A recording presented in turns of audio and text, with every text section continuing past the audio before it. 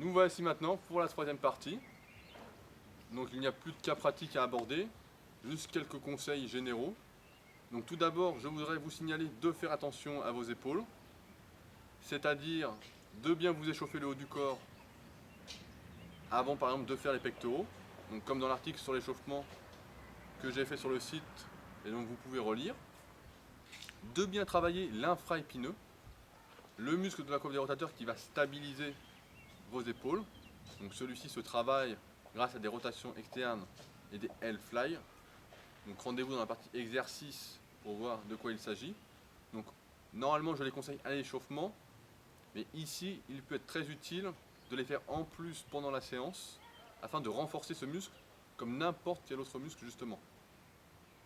Enfin, la pratique des étirements, évidemment, indispensable, au moins à la fin des séances, si vous n'avez pas le temps d'en faire entre les séances. Cela préviendra quelques blessures. Si vous devenez trop raide, vous allez comprendre. Et enfin, mon dernier conseil donc sur ce programme, qui est juste en dessous dont nous allons parler, c'est de faire quelques séries pour l'arrière d'épaule après la séance pour les pectoraux. Cela va vous permettre d'étirer vos épaules activement et de vous redresser. Nous avons noté tous qu'il y a beaucoup de membres sur le forum les bienfaits de faire quelques séries d'oiseaux ou de rowing coude ouvert, n'importe quelle version, après une séance pour les pectoraux. Donc, passons maintenant au programme Super Pec en lui-même. Donc, nous avons mis sur le site il y a 2 semaines et cette semaine, donc juste celle d'avant, les articles rattraper un point faible. Donc je ne vais pas revenir sur le pourquoi il faut négliger certains muscles. Je vais juste vous dire que si vous voulez des pectoraux, et je le redis encore une fois, cet article ne s'adresse pas aux débutants, il s'adresse aux athlètes qui sont intermédiaires, voire confirmés. Donc entre les deux, voire un peu plus que confirmés. Donc je vous conseille, pour ces personnes-ci, de négliger les épaules, évidemment, les triceps et les biceps. Donc les biceps, comme nous l'avons vu dans la fiche des exercices pour les pectoraux, qui travaillent dans la plupart des exercices. J'ai souvent des élèves qui me font remarquer que les écartés couchés leur congestionnent les biceps, et ce n'est donc pas un hasard si cela vous arrive. Donc sur le programme, quelques commentaires. Donc 2 séances pour le programme Super Pec, avec les biceps dans une séance qui accompagneront les pecs, et dans l'autre séance les triceps. Les épaules seront travaillées à l'aide d'un seul exercice, pour ne pas trop les fatiguer.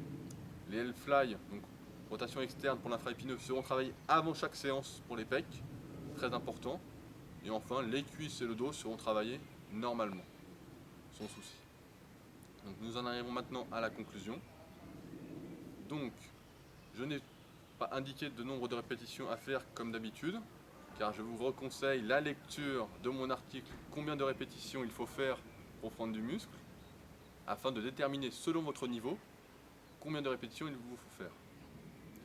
J'aimerais aussi insister sur la notion de contraction, contrairement aux articles super biceps et super triceps. Sur ces deux muscles-là, lorsque vous faites un exercice d'isolation, votre muscle travaille forcément.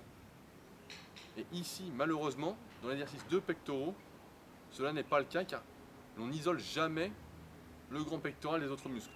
Que ce soit sur un exercice d'isolation comme les écartés, la poulie, il y a toujours d'autres muscles, les agonistes comme on dit, qui vont travailler en plus des pectoraux. C'est pourquoi j'insiste bien sur cette notion de contraction volontaire.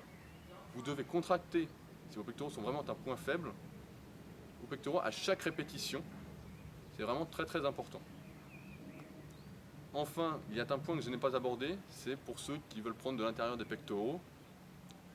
Il s'agit d'un détail, encore une fois, de débutant la plupart du temps. Donc je vous conseille pour l'instant de ne pas trop y penser. Pour ceux qui ont un niveau confirmé et qui manquent vraiment d'intérieur de pec, nous ferons un article plus en détail sur l'apprentissage moteur et l'électrostimulation, afin d'expliquer exactement de quoi il en retourne. En attendant, pour ceux qui ont vraiment ce problème, faites un peu d'électrostimulation en plaçant les électrodes sur l'intérieur de vos pecs, sans trop mettre l'appareil à fond. Le cœur n'étant pas loin, on ne sait jamais.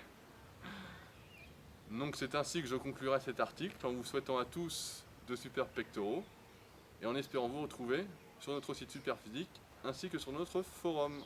Donc à bientôt, salut!